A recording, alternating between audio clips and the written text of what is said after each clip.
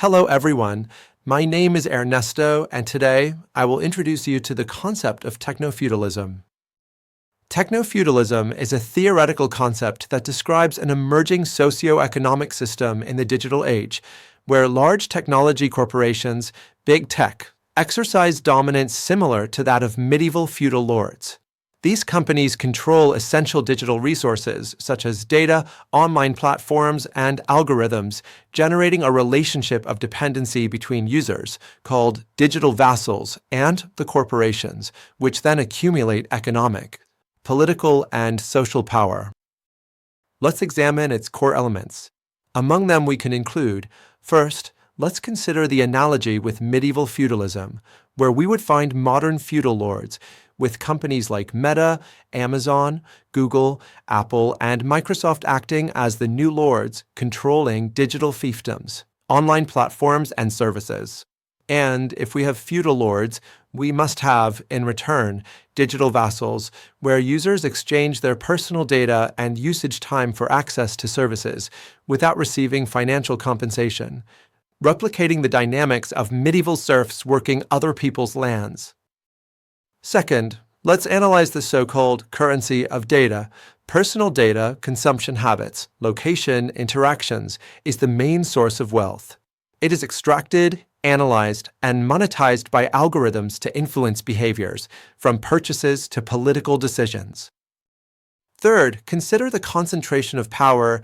Big tech monopolizes critical infrastructure, cloud computing, social media, search engines, limiting competition, and controlling information flows. Their influence transcends the economic. They dictate usage rules, manipulate public debates, and evade state regulations, operating as supranational entities. Fourth, digital rents versus capitalist profits. According to Yanis Varoufakis, a key economist in this theory, the system is no longer based on the production and sale of goods, capitalism, but on collecting rents for access to platforms and data, similar to feudal lords who charged for the use of land. We have a development of Varoufakis' vision, which we recommend analyzing. All of this also leads us to several impacts and criticisms. Economic inequality. 1% of tech companies account for 90% of the wealth generated in the sector, exacerbating social gaps. The loss of autonomy. Algorithms decide what information we consume, reducing critical thinking and fostering polarization. The threat to democracy. Big tech influences elections and public policies, as demonstrated by the Cambridge Analytica case. We can also select key current authors, without forgetting the pioneers and all those who, without being the new generation, are still active, issuing their warnings, such as Yanis Varoufakis, coined the term in his book Technofeudalism, capitalism's stealth successor, arguing that the cloud and data redefine power relations. Shoshana Zuboff, author of The Age of Surveillance Capitalism, describes how data exploitation erodes privacy and freedom. Cedric Durand, French economist who analyzes the transition from neoliberalism to technological feudalism. All three will be analyzed in this training and information section on network effects and the concepts of technofeudalism. Certainly, we can also cite few, but compelling, concrete examples. Elon Musk and X, formerly Twitter, who modifies algorithms to prioritize content aligned with their political interests, exerting control over public discourse. Amazon and Invisible Workers, who applies these practices to delivery workers and users who train AI algorithms without compensation, reinforcing exploitation.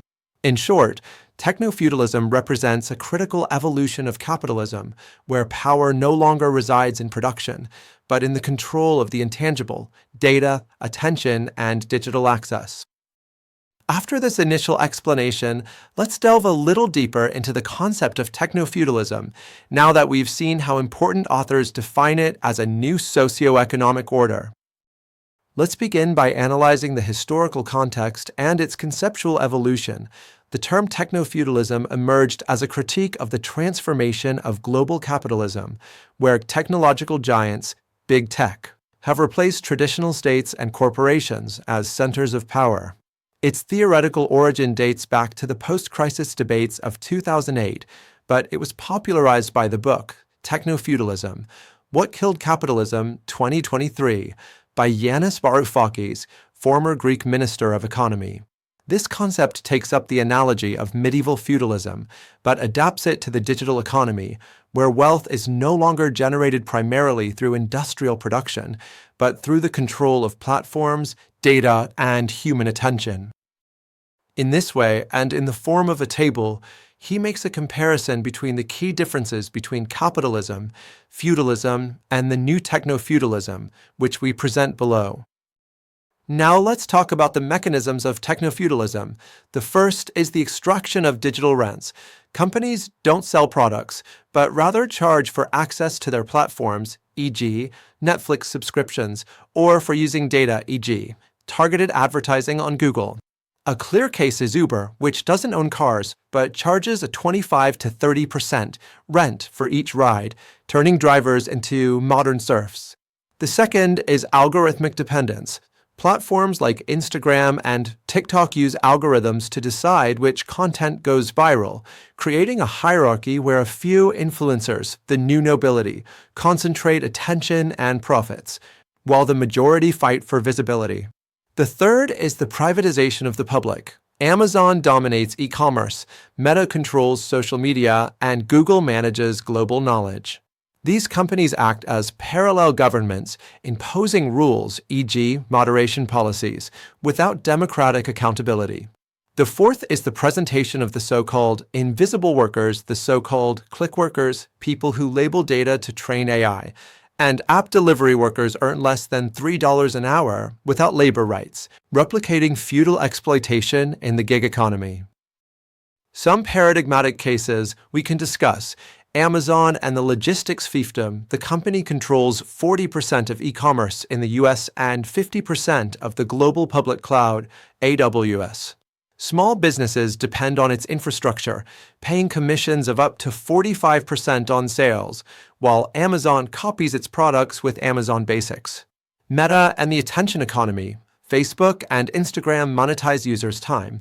In 2023, the average American spent 2.5 hours per day on their platforms, generating $65 billion in advertising revenue for Meta. Tesla and illusory autonomy. Tesla cars collect driving data to train their AI. If a user tries to repair their vehicle without official software, the company can block functions, exemplifying the loss of private property in favor of corporate control. All in all, we can conclude the following question. Are we heading toward a new social contract? Technofeudalism is not a metaphor, but a reality in the making. Platforms like Airbnb have emptied entire neighborhoods, algorithms decide jobs and loans, and wealth is concentrated among CEOs like Musk, net worth $220 billion, while 60% of Americans live paycheck to paycheck.